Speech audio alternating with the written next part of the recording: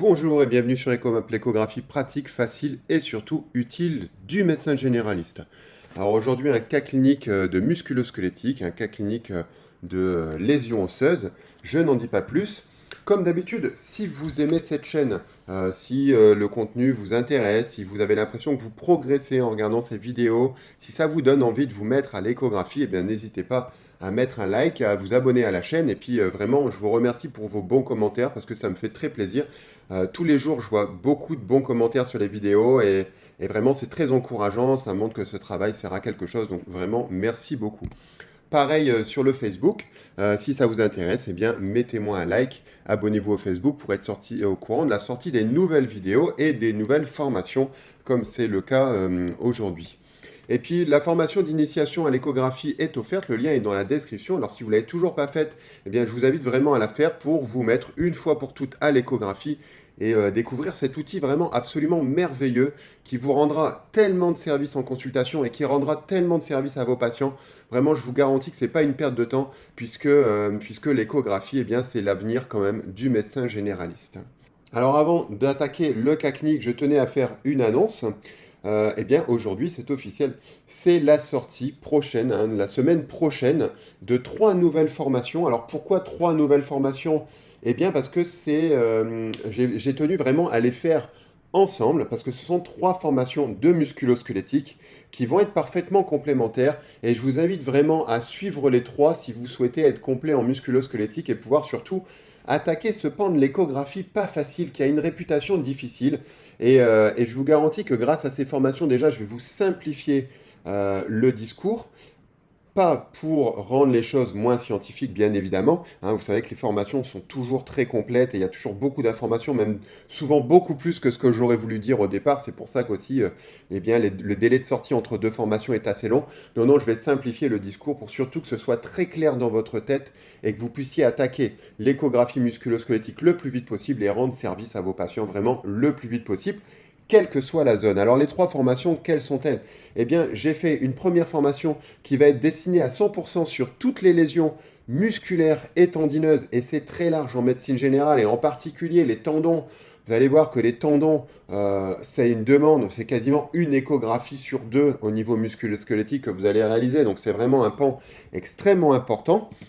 J'ai réalisé une formation sur tout ce qui va être kyste et épanchement. Alors bien évidemment, les kystes poplités, les kystes du poignet, mais également tous les épanchements articulaires. Et c'est très intéressant en échographie de pouvoir aller rechercher un épanchement dans un genou, dans une épaule, savoir comment on fait. Chaque articulation a sa technique et donc à chaque articulation, eh bien, il y aura une démonstration bien évidemment en vidéo de où placer sa sonde, comment faire l'exploration. Et puis c'est le cas aujourd'hui de cette vidéo, eh bien les fractures, puisque contrairement à ce qu'on pensait pendant très longtemps, l'os et la corticale est très bien vu en échographie et rechercher des fractures sur les petits os, eh bien c'est quelque chose de tout à fait facile et tout à fait rapide en échographie. Alors c'est quand même un sujet très vaste, en particulier les fractures de fatigue, la consolidation, etc. Mais aussi c'est quelque chose qui est facile à apprendre et qui va vous rendre énormément de service. On va le voir aujourd'hui en live avec un patient. Mais avant d'attaquer le cas clinique, je tiens à vous dire que ces 3 formations, uniquement à l'occasion de ce lancement, vont être un tarif vraiment qui va être très intéressant puisque je vais vous proposer un pack qui vous permettra d'avoir les 3 formations. Selon moi, ces 3 formations, elles sont indissociables si vous voulez attaquer le musculo-squelettique parce que ce serait vraiment dommage de savoir rechercher une lésion tendineuse, par exemple au niveau d'une cheville, et d'être incapable de détecter une fracture. Donc je vais vous proposer un pack et je vous garantis qu'il y aura du boulot. Il y a vraiment de quoi apprendre, mais vous ne serez vraiment pas déçus par ce package de formation. À mon sens, c'est les 3 meilleures formations du catalogue à ce moment. Donc le cas clinique, je vous disais, il s'agit d'un homme de 54 ans qui s'est fait un traumatisme du pied. Alors c'est quelqu'un qui est camionneur, qui bosse en fait dans une carrière de béton, et qui a eu un traumatisme du pied avec un bloc de béton il y a 4 semaines. L'orteil est devenu bleu, hein, son 5e orteil est devenu bleu, et puis il s'est dit ça va passer, de toute façon j'avais les chaussures de sécurité, c'est juste un petit choc, sauf que là on est à 4 semaines du traumatisme et il a toujours mal, et globalement l'orteil est toujours gonflé et un petit peu bleuté, et donc il vient en consultation bien évidemment pour savoir ce qu'il doit faire. Alors là il y a 2 solutions, on peut l'envoyer à une radio, mais on n'aura pas la réponse tout de suite, ou on peut se dire que notre appareil d'échographie va être capable de rechercher les fractures, notamment des petits os, et même beaucoup mieux que la radio, puisque la définition va être plus importante, le trait de fracture sera plus visible, et que, on verra à la fin de cette vidéo, l'échographie va vous permettre aussi de savoir où en est de la consolidation votre patient, ce que la radio ne pourra pas faire. Alors on va faire l'exploration ensemble, on va simplement poser notre sonde ici au niveau du métatarsien, et puis on va glisser progressivement vers l'extrémité de l'orteil, et on va regarder un petit peu ce qu'on voit ensemble. Donc ici on a un début de corticale osseuse qui est juste là, hein, vous voyez juste là la ligne hyper-échogène, et on avance progressivement vers la première articulation, l'articulation métatarso-phalangienne.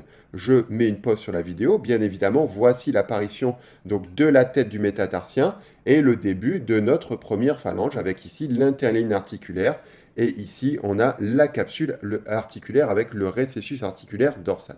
Je relance la vidéo et vous voyez déjà ici qu'on a l'impression d'une irrégularité, que quelque chose en tout cas se passe au niveau de la tête de notre métatarsien. Donc première image d'allure éventuellement pathologique, on va y revenir.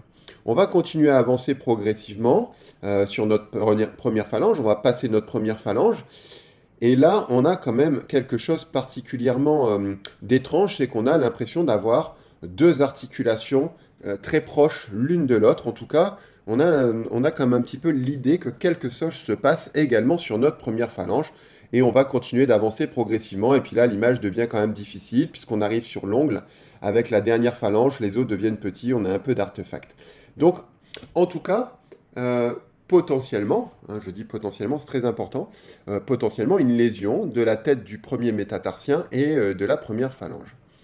Que nous voyons sur ces images, donc notre métatarsien, cinquième métatarsien ici, avec une image peut-être d'hématome ou de bombement capsulaire, en tout cas peut-être bombement capsulaire et puis quelque chose d'irrégulier, et puis l'extrémité de notre première phalange, effectivement également quelque chose de très irrégulier, pas très loin de l'articulation, mais en tout cas pas forcément articulaire. Alors comment être sûr qu'il s'agit bien de lésions, puisque vous voyez que l'ostéologie du pied, c'est quelque chose de pas facile. C'est des petits os, c'est très irrégulier, vous voyez, il y a tout un tas de renfoncements, tout un tas d'irrégularités. Ici, les articulations sont quand même effectivement très proches, hein. La deuxième phalange est courte, la troisième phalange est courte. On a des difficultés pour se dire finalement, est-ce que ce ne serait pas simplement une image normale avec nos deux articulations côte à côte? Est-ce qu'ici, ce ne serait pas quelque chose de normal au niveau de l'enfoncement? Eh bien, en musculo-squelettique, on a quelque chose de merveilleux, c'est qu'on a le bilatéral et comparatif. Les patients sont généralement symétriques, ont généralement deux cinquièmes orteils, un à droite et un à gauche, et donc il va falloir poser la sonde sur l'un, puis sur l'autre. C'est quelque chose que je dis tout le temps. Si vous voulez être bon en musculo-squelettique, vous devrez systématiquement être bilatéral et comparatif.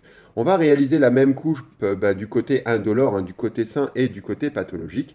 Et vous voyez tout de suite que l'image devient beaucoup plus claire. Effectivement, au niveau de la tête de notre métatarsien, on a l'impression d'un renfoncement, alors pas d'une rupture complète de la corticale, mais en tout cas d'un enfoncement de la corticale, avec une zone ici, une sorte de géode anéchogène, et puis ici la capsule avec la surface articulaire qui paraît pas particulièrement bombée par rapport au côté finalement controlatéral. On va faire la même chose au niveau de notre première phalange, hein, première phalange du côté sain, petite irrégularité liée à la corticale osseuse, interligne articulaire, et puis irrégularité osseuse aussi liée au fait que les os ne sont pas quelque chose de lisse, hein, de régulier au niveau des orteils, c'est des tout petits os. Les petits os sont toujours plus difficiles à étudier. Eh bien, quand on compare le bilatéral et le comparatif, on repère ici finalement la tête, hein, de notre phalange, qu'on repère bien ici, l'interligne articulaire, pas de grande différence, et un tout petit peu en amont de la première phalange, eh bien ici, quelque chose d'irrégulier, d'à la fois osseux et d'anéchogène, qui se mélange, eh bien il s'agit d'un trait de fracture avec un cal osseux en formation au niveau de notre première phalange, de la tête de notre première phalange. Autre arme super pouvoir de l'échographiste, eh bien, c'est de toujours confirmer une image selon deux plans de coupe perpendiculaires à 90 degrés. J'appelle ça le double quadrillage. Vous voyez ici que notre lésion est retrouvée, effectivement, en tout cas cal osseux est retrouvé selon un plan cette fois-ci transversal. On voit même mieux, hein, ce cal osseux avec des zones ossifiées et des zones qui ne le sont pas encore. Une fracture qui touche la tête de la première phalange. eh bien cela nous confirme la présence d'un cal osseux et non pas d'un artefact, puisque certaines images peuvent être artefactielles, et pour être sûr qu'on n'est pas en regard d'un artefact, eh bien on confirme toujours toute lésion selon un double quadrillage. Donc vous voyez ici en plus, le double quadrillage a un autre avantage, c'est que ça nous permet d'avoir une vue 3D dans notre esprit, qui nous permet vraiment de nous dire, donc effectivement, selon un plan sagittal, la lésion a cet aspect, selon un plan transversal, elle a cet aspect. On dirait ici effectivement que l'impact a été en externe, avec un cal osseux essentiellement externe. La partie médiale de l'os, vraisemblablement, ne semble pas touchée, hein, c'est surtout une lésion externe, avec un cal osseux qui, visiblement, est pour l'instant incomplet. Toujours un petit coup de Doppler en musculo-squelettique. Vous voyez, il y a plein de règles, hein. D'ailleurs, dans la formation, je vous ai mis un bonus, les 20 règles de base indispensables selon moi pour progresser rapidement en musculo-squelettique et ne pas s'en mêler les pieds dans le papier. Ça fera partie les pieds dans le tapis. Ça fera partie d'un bonus qui est dans la formation, qui est déjà inclus. Donc, eh bien, le Doppler, pas particulièrement active, en tout cas pas particulièrement actif ici au niveau du trait de fracture de P1. Alors où est-ce qu'on en est au niveau de la consolidation de ce patient qui s'est fait un traumatisme il y a 4 semaines? Ça, c'est le mind mapping sur lequel on va travailler dans cette formation. Vous voyez, beaucoup d'informations. Je suis obligé de le flouter ici hein, sur YouTube, hein, sur les parties qui sont gratuites, hein, puisque sinon, c'est très facile de faire une capture d'écran. Donc, la partie qui nous intéresse, c'est ici la consolidation. Où est-ce qu'on en est? Vous voyez que la radio, elle est tardive. Hein. Le cal osseux ne se verra qu'aux alentours des 6 à 8 semaines. Mais le patient, il est ici, présent, à 4 semaines. Il a mal à son orteil, ça fait 1 mois que c'est fait mal. Il veut une réponse, eh bien l'échographie peut vous l'apporter, puisqu'on a des signes qui commencent à apparaître très précocement. Nous, on serait à peu près dans cette zone, hein, 4 semaines, on est entre les deux. Et effectivement, c'est ce qu'on observe. On observe des zones ossifiées et des zones qui ne le sont pas encore. On n'a pas encore la création vraiment complète d'un cal osseux. On n'a pas un Doppler particulièrement actif, donc on est quelque part entre les deux, ce qui colle avec le délai annoncé du patient, hein, 4 semaines. Ici, on est effectivement un peu plus de 4 semaines. Ici, on est plutôt aux alentours des 3 semaines. Eh bien, on est effectivement sur quelque chose d'intermédiaire. Pas de retard particulier de consolidation, malgré le fait que le patient n'a pas été immobilisé. Donc, j'ai proposé tout simplement au patient de réaliser un strapping au niveau de ses orteils, de suivre l'évolution de la douleur et de revenir me voir si besoin aux environs des 6 à 8 semaines pour qu'on puisse voir si effectivement on a encore un souci et puis que surtout si tout va bien, c'est pas la peine de revenir. Donc un patient qui a été rassuré immédiatement par l'image, qui a eu une réponse immédiate, un médecin qui a eu aussi une réponse immédiate à est-ce que c'est cassé, est-ce que c'est pas cassé. Vous voyez que l'échographie, même pour les fractures et les lésions osseuses, ça vous apportera énormément. C'est le cas également eh bien, pour les tendons, pour les muscles, pour les lésions liquidiennes, pour les kystes. Donc vous ne serez vraiment pas déçus en faisant cette formation. Alors je vous donne rendez-vous très bientôt sur Ecomap, hein, d'ici une semaine pour la sortie de la formation. Il est possible qu'au moment où vous voyez cette vidéo, eh bien, il soit trop tard, que le pack et la promo ne soient plus disponibles. Eh bien, je suis désolé pour vous. Ceux qui me connaissent savent que les tarifs qui sont proposés au lancement ne le sont jamais reproposés une deuxième fois, donc vous ne le reverrez pas passer si c'est trop tard. Vraiment, je suis désolé. Si ces vidéos vous plaisent, eh bien, mettez-moi un like, abonnez-vous à la chaîne, pareil sur le Facebook. Et puis, eh bien, à très bientôt sur Ecomap. La formation d'initiation est offerte et puis le super pack, eh bien, il est dispo en ligne. Allez, à très bientôt. Bye bye sur Ecomap.